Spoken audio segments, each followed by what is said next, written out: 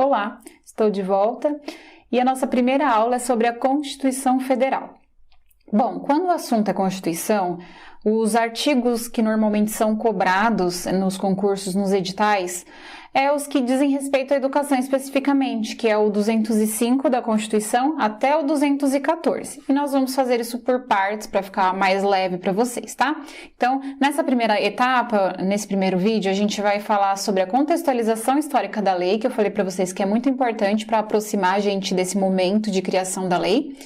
E também os artigos 205 e 206. E eu ressalto aqui que tanto a 205 quanto a 206 são um dos artigos na Constituição que mais são cobrados nas provas para professor. Então, são dois artigos extremamente importantes, tá? Não que os outros não sejam, mas os outros têm um pouquinho menos de cobrança, enquanto esses dois se destacam junto com 208, tá?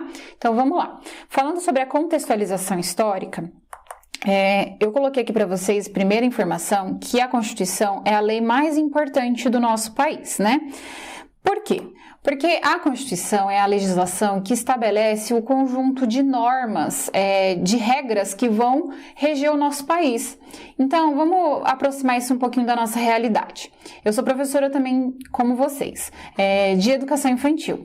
E na educação infantil e também nos anos iniciais do ensino fundamental, eu sei que a maioria de nós adota uma postura no comecinho do ano, que é a seguinte: a gente chega na primeira semana, em algum determinado momento, a gente traz as regras e os combinados para as crianças. Aí lá a gente apresenta de forma lúdica, depende da característica de cada professor, mas a gente apresenta as regras ali de convivência, as regras da sala, a regra da escola, os combinados que a gente vai ter para que aquele ano corra da melhor forma possível.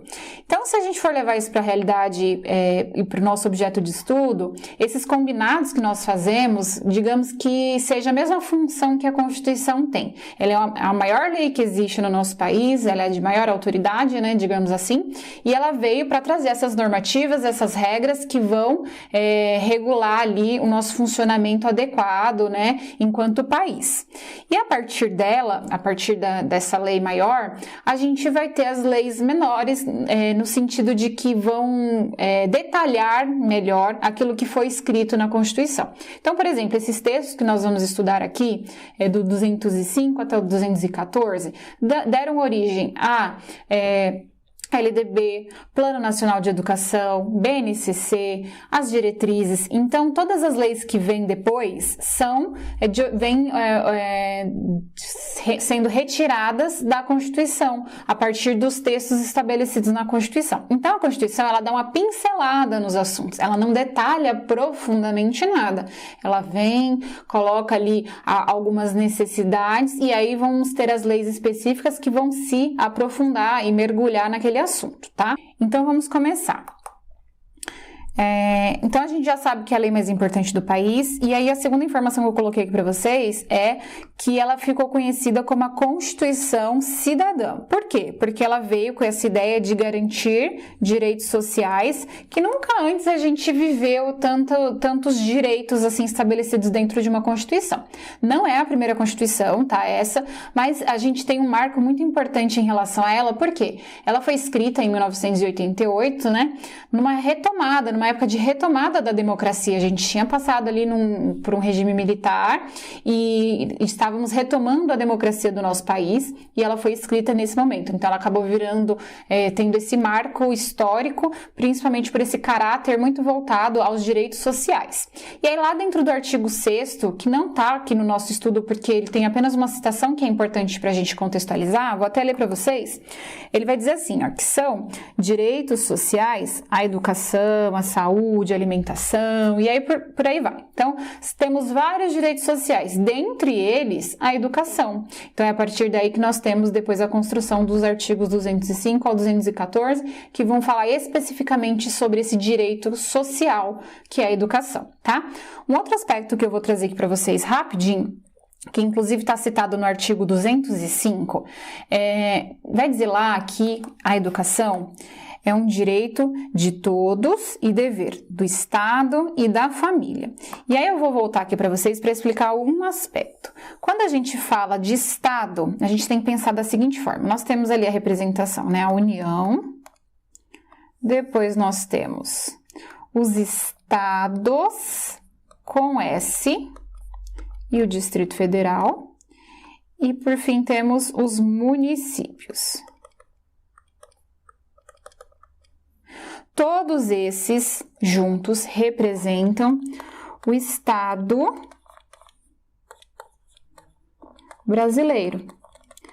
Por que eu estou explicando isso para vocês agora nesse momento? Porque eu já vi muitos alunos meus confundindo esse Estado, que é esse Estado maior, representado aí pela União, Estados, Distrito Federal e municípios, com os estados brasileiros, Rio de Janeiro, São Paulo, Minas Gerais, Bahia, Acre, enfim.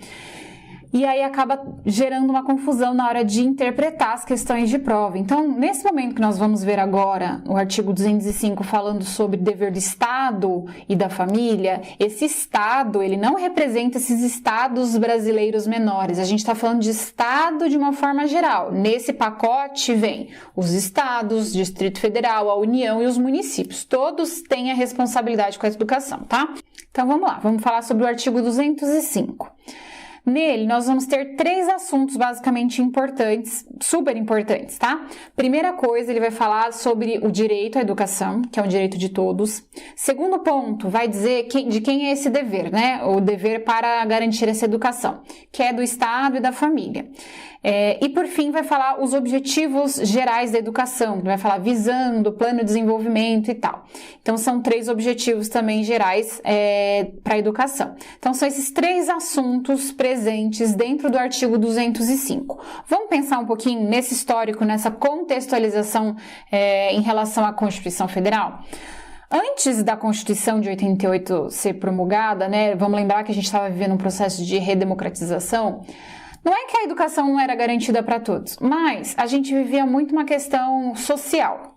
Então, quem tinha condições de deixar os filhos matriculados era garantido, as famílias com mais renda, digamos assim, com um olhar mais atento para a educação, enquanto as crianças menos favorecidas socialmente acabavam por abandonar os estudos, porque às vezes eles tinham que escolher entre estudar e trabalhar. E naquele momento da vida era mais importante, mais gritante, digamos assim, a necessidade alimentar, de garantia alimentar da família. Então, muitas crianças acabavam abandonando, evadindo, saindo da escola para poder trabalhar.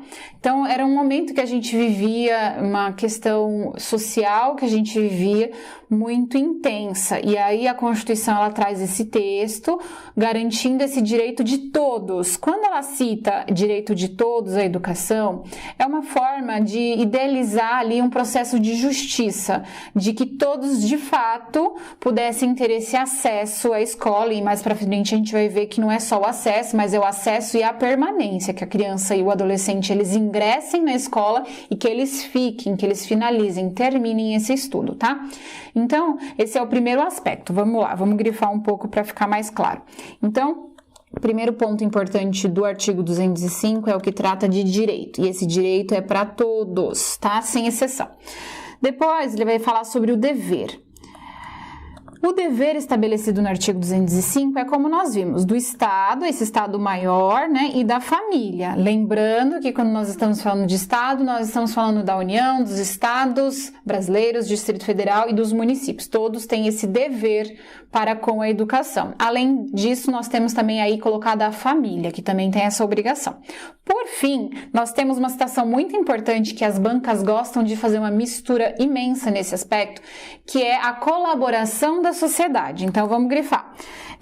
Incentivada aí, ó, colaboração com a colaboração da sociedade.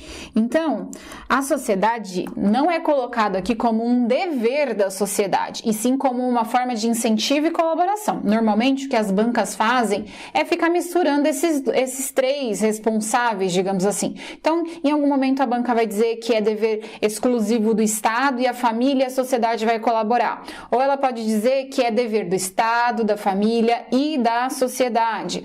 Ou vai dizer que é dever do Estado e da sociedade e a família colabora. Ela vai ficar fazendo essa troca de responsabilidades. Então, o que vocês têm que ter em mente nesse momento?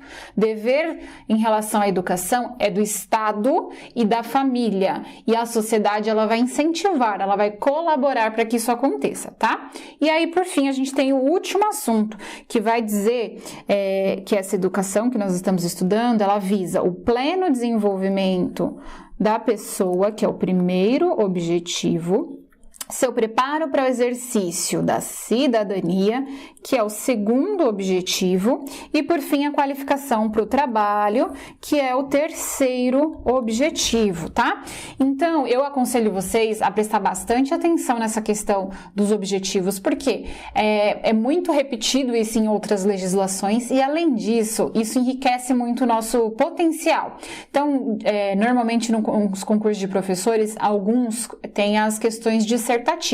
E olha que enriquecedor seria se você, de repente, claro, se tiver coerência, se tiver como, incluísse lá na sua redação, no seu texto, os 3 objetivos gerais da educação e citasse com convicção que são esses 3: o pleno desenvolvimento da pessoa, o preparo para o exercício da cidadania, né, e a qualificação para o trabalho. E enriquecer bastante o seu texto. Então, é um ponto que é repetitivo em outras legislações e outros documentos e é muito importante, tá? Então, resumindo, o artigo 205 vai falar sobre os direitos, que estabelece esse ideal de justiça, vai falar sobre o dever, que é do Estado e da família, e a sociedade, ela vai colaborar, tá? E por fim, vai trazer os 3 objetivos da educação.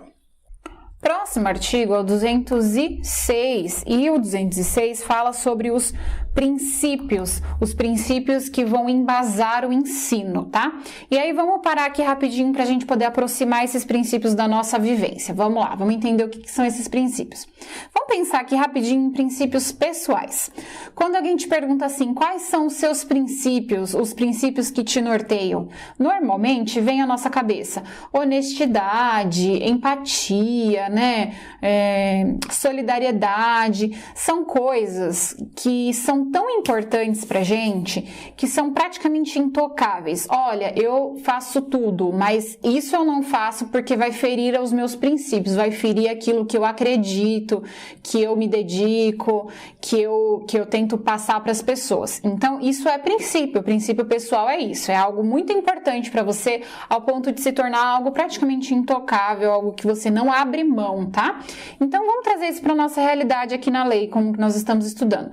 Quando a gente fala desses princípios para o ensino, a gente vai ter em mente essa ideia, que são aspectos extremamente importantes quando a gente trata da educação, né, relacionada ao ensino, e que a gente não pode abrir mão disso, que são coisas primordiais, importantes, que vão nos direcionar, tá? Então, esses são os princípios aí que vão reger o processo do educar. Vamos conhecer, então. O primeiro princípio diz o seguinte: igualdade de condições para o acesso e a permanência na escola. E aí eu já falei um pouquinho para vocês, né, um pouquinho antes, que esse aspecto de garantir o acesso e a permanência é muito para a gente ter essa garantia de justiça para a educação, para a gente tentar democratizar de fato a educação no nosso país, porque apesar da gente já ter legislações anteriores falando sobre esse acesso, essa garantia, isso não era muito enfático, isso não acontecia de fato na realidade. Então, a gente cobra aqui um posicionamento, isso é um princípio, isso precisa ser garantido, todos devem ter esse acesso, e além do acesso, eu vou garantir a permanência desses alunos na escola. E aí eu coloquei aqui uma imagem comparativa para vocês, que é uma imagem muito famosa, explicando o seguinte aspecto: igualdade e equidade, tá? Porque quando a gente fala essa igualdade aqui nesse primeiro inciso, a gente tem que tomar cuidado porque ela não diz respeito àquela igualdade que está exatamente na forma da lei. O que é essa igualdade na forma da lei? É eu dizer que todos são iguais, por exemplo, todos são iguais perante a lei ou todos terão esse direito à educação. É um direito igual para todos. Só que quando a gente pensa no conceito de equidade como comparativo, a gente vai ter a seguinte questão. Aqui nós temos a seguinte situação. 3 rapazes tentando assistir um jogo de futebol aqui por cima de uma cerca, né? Quando eu forneço, digamos que o mesmo aspecto aqui, o mesmo acesso para todos. Então, eu dei um caixotinho para esse, um caixotinho para o segundo, um caixotinho para o terceiro. O que eu tentei promover aqui, né? A igualdade. Eu tentei atender a todos da mesma forma. Só que quando eu fiz isso, eu acabei promovendo ou incentivando ainda mais a manutenção da desigualdade, porque apesar de eu ter dado ali um caixotinho para cada um, eles continuam tendo a mesma dificuldade, né? Quem já estava conseguindo enxergar, vai enxergar ainda melhor. Quem não estava conseguindo, esse aqui que é mediano, ele até consegue acessar, mas ainda assim, comparativo com o outro, ele está mais baixo. E por fim, o menorzinho, ele nem está conseguindo enxergar nada. Então, apesar de eu ter tido esse olhar para a igualdade, eu não consegui estabelecer a igualdade aqui no final das contas. Quando a gente pensa nesse conceito de equidade, aí vem aquela frase de Aristóteles, né, que eu vou parafrasear aqui para vocês. Tratar os iguais igualmente e os desiguais desigualmente na medida de suas desigualdades. E aí isso fica às vezes um pouco estranho, né? Como assim tratar diferente? Pode isso? E onde fica o aspecto da igualdade? Quando a gente está falando desse inciso aqui sobre igualdade de acesso e permanência, a gente tem que ter esse olhar para a equidade, que é um princípio da isonomia na Constituição. Então, de vez em quando, a gente precisa sim tratar diferente aquele que se apresenta diferente, porque aí no final das contas, olha como fica. Esse aqui, ele não precisava de nada, ele já estava conseguindo ter o acesso. Esse precisava apenas de um incentivo e esse aqui precisava de 2.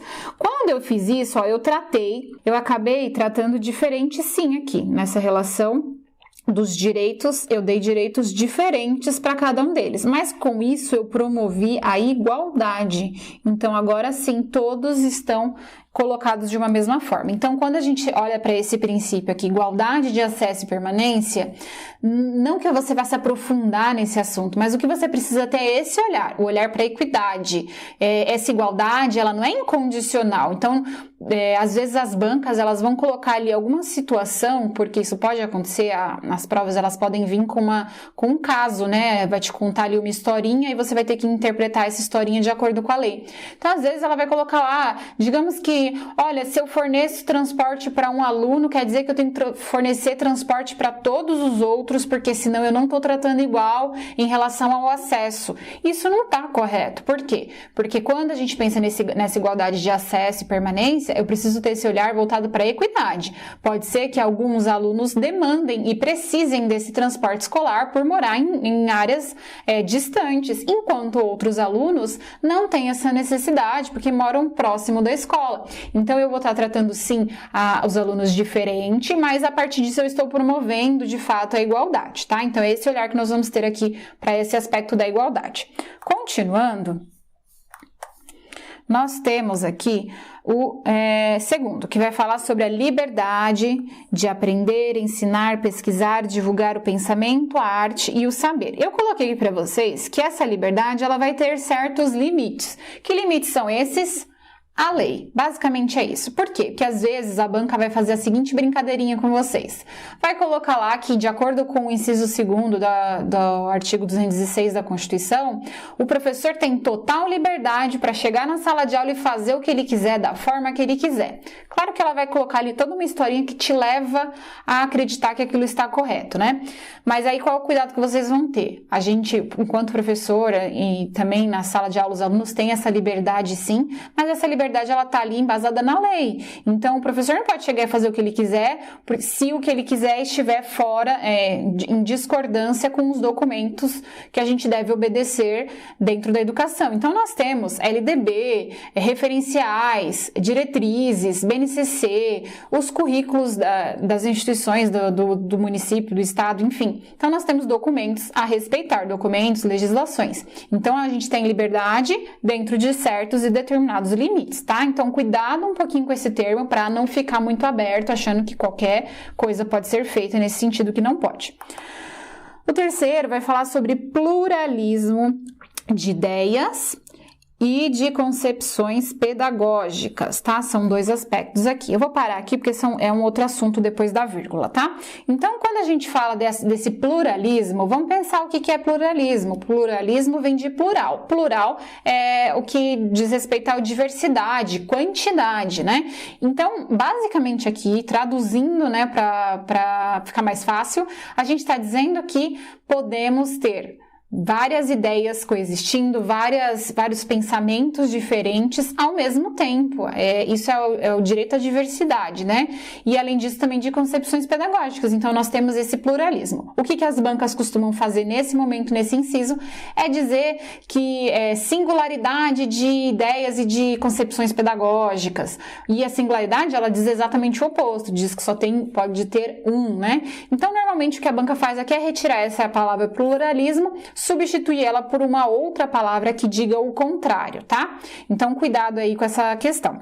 Continuando ainda nesse mesmo inciso, vai falar sobre a coexistência de instituições públicas e privadas. E aí, o que é essa coexistência? Traduzindo também. Coexistência é o ato de existir ao mesmo tempo. Então, basicamente, aqui está dizendo que pode ter instituição privada e pode ter instituição pública ao mesmo tempo, tá? Não está delimitando. O que normalmente as bancas fazem aqui nesse inciso é dizer que vai dar preferência para instituições públicas enquanto menos as privadas. Vai fazer assim um jogo de palavras para que leve a uma confusão e uma interpretação equivocada de vocês em relação a isso. É livre essa iniciativa privada, ela pode existir e acontecer ao mesmo tempo da iniciativa pública, tá? Não tem essa proibição, então cuidado com esse aspecto. Continuando, o 5 vai falar sobre a valorização dos profissionais da educação escolar, né? Lá na LDB a gente vê direitinho, bem detalhado, quem são esses profissionais da educação escolar, né? Aqui a gente ainda não precisa entrar nesse mérito.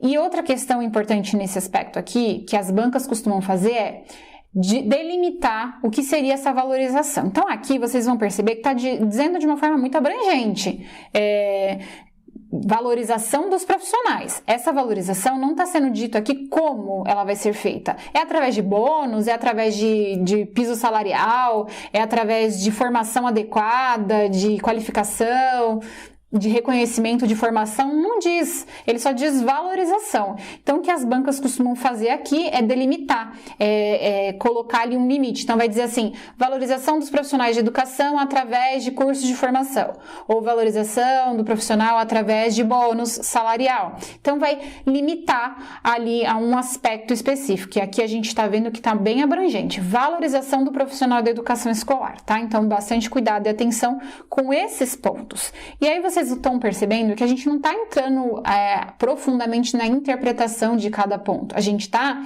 tendo uma compreensão geral e aí quando chegar lá na hora, eu não preciso lembrar exatamente como estava escrito na lei, mas eu tendo essa visão, eu consigo visualizar ali na minha prova e ver se tem alguma coisa que está em discordância com aquilo que eu estudei, tá? É essa a ideia.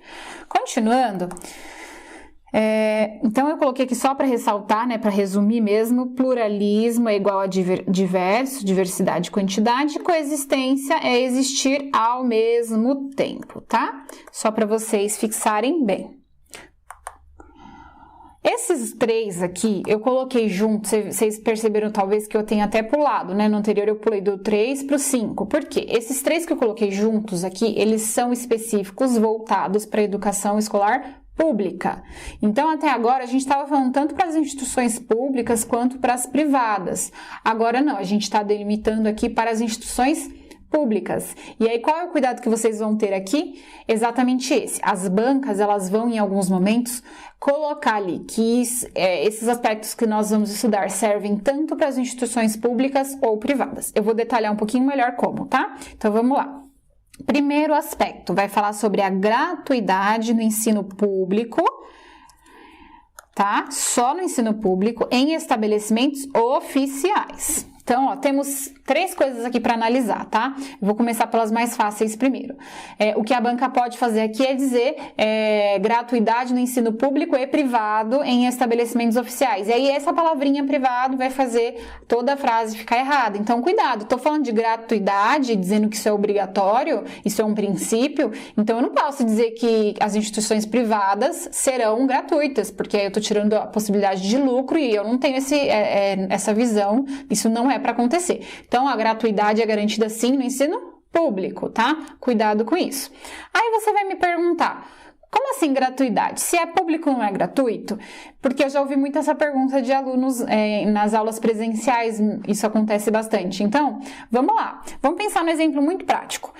Transporte público. Eu tô lá pegando meu ônibus todos os dias. Esse transporte é público, certo? Vocês concordam comigo? Mas eu tenho a tarifa, eu preciso pagar por esse transporte. Então, ele é público, porque está aberto para todos, mas eu tenho que pagar. Eu tenho uma tarifa para acessar esse acesso público, eu preciso contribuir. Então, vejam bem, nem tudo que é público é gratuito. E aí, o que esse inciso faz é deixar muito claro que é público e, além de público, deve ser gratuito. Isso é um princípio, tá? Então, por isso que ele é só para o ensino público e vocês vão ter cuidado com essa palavrinha aí. O seguinte vai dizer que a gestão democrática do ensino público também. Então, cuidado aqui. Na forma da lei.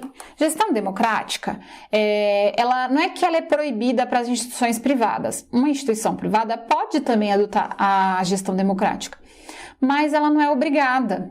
Já as instituições públicas, elas são obrigadas a aderirem à gestão democrática, tanto é que isso está estabelecido dentro do Plano Nacional de Educação e todos os documentos citam BNCC, LDB, todos citam essa gestão democrática, que é muito importante para o ensino público. Então, a banca vai fazer a mesma coisa do inciso anterior, vai dizer que a gestão democrática nas instituições públicas e privadas, e aí vai fazer a questão ficar errada. Então, gestão democrática e gratuidade no ensino são voltadas para as instituições públicas, tá? Cuidado com isso. E aí, né, só para a gente visualizar melhor, a gestão democrática, ela está muito garantida lá no PPP, nas entidades estudantis, né, participação dos pais, enfim, da comunidade escolar.